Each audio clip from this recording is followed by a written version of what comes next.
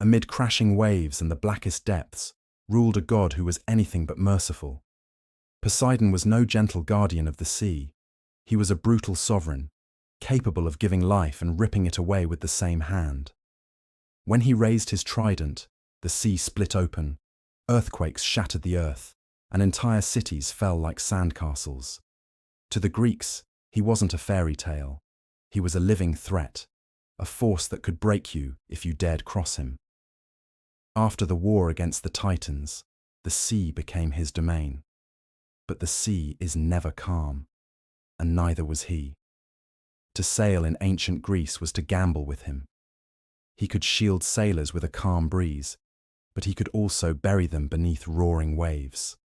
And one mistake, one offense, could mean your end. Odysseus learned this the hard way. By blinding Polyphemus, Poseidon's son, he didn't just make an enemy, he sealed a curse. Poseidon didn't kill him quickly. That would have been too merciful.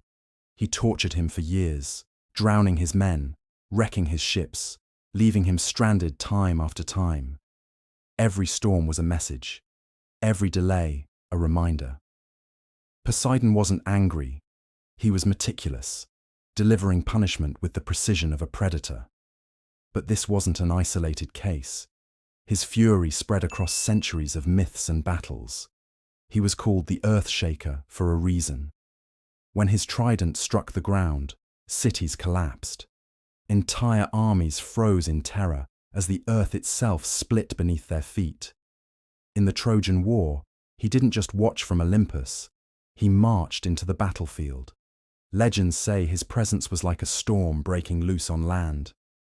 Soldiers saw the ground tremble under his steps, and when his trident struck, chariots and men alike vanished into gaping cracks. To face him wasn't war, it was annihilation. This wasn't a god who showed restraint. He wasn't justice, he was dominance. To be on his bad side meant you weren't just fighting a man or a god, you were fighting nature itself. But Poseidon's violence wasn't confined to battlefields. His private life was just as dangerous. He was consumed by desire, obsessive, raw, and merciless. To him, women weren't companions. They were conquests, goddesses, nymphs, mortals. No one was beyond his reach. His pursuit was relentless, and rejection often ended in tragedy. One of the darkest tales was that of Medusa. She wasn't always a monster. She was once a beautiful woman, desecrated in Athena's temple by Poseidon himself. From that violent act came Pegasus, the winged horse, a legend born from brutality. That was his pattern. Love wasn't love in his world. It was possession. His passion burned so hot it destroyed everything around it. His children were often reminders of his darkness, heroes and monsters alike, born not of tenderness, but of force. Those who dared to resist him paid the price, ruined families, drowned lands, or worse, the wrath of the sea itself. Poseidon was unpredictable. One day, he could bless a city with calm harbors, trade, and prosperity. The next, he could wipe it out in a single wave. This duality made him impossible to trust. People worshipped him not because they loved him, but because they feared what he would do if they didn't. His cult wasn't about devotion. It was protection money, paid in sacrifices. And those sacrifices were brutal. Bulls and horses were dragged into the sea, left to drown as offerings.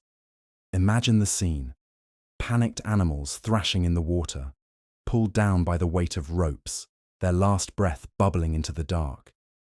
To the Greeks, this wasn't cruelty. It was survival. Blood and death were the only currencies Poseidon respected. Strabo and Pausanias wrote of sanctuaries dedicated to him, not only along the coasts, but deep inland. Why inland?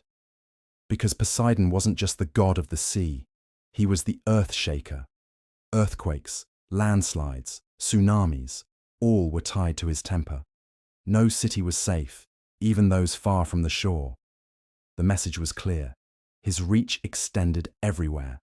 What made him terrifying wasn't just power, it was unpredictability. He wasn't justice, balance, or reason. He was raw chaos. He could grant you safe passage across the Mediterranean, or drag your fleet into the depths without warning. There was no bargaining, no fairness, only his mood. Some modern scholars trace his cult back to even older civilizations, pre-Greek, pre-Hellenic. Cultures that lived by the sea, who saw it as both a cradle and a grave, may have shaped him into what he became. That means Poseidon is more than a Greek god. He's a memory of humanity's oldest fear: water as life, water as death. And yet, despite the horror, there was fascination. People couldn't look away. Poseidon wasn't distant. He was intimate. He mirrored human flaws: lust, jealousy, pride, vengeance, but magnified to monstrous extremes. That made him relatable and horrifying at once. Millennia later, his presence hasn't faded. Every storm that wrecks a ship, every wave that lows ashore, every tremor that shakes the ground still echoes his name. The ancients feared him because they knew the truth. Poseidon wasn't a god to worship. He was a force to survive. And when you stand before the ocean, staring at the endless horizon, that unease you feel isn't imagination. It's memory, the memory of a god who never left. If you know more or have theories, let us know in the comments. We read them all. Leave a like if you enjoyed the video, and don't forget to subscribe for more mysteries like this one.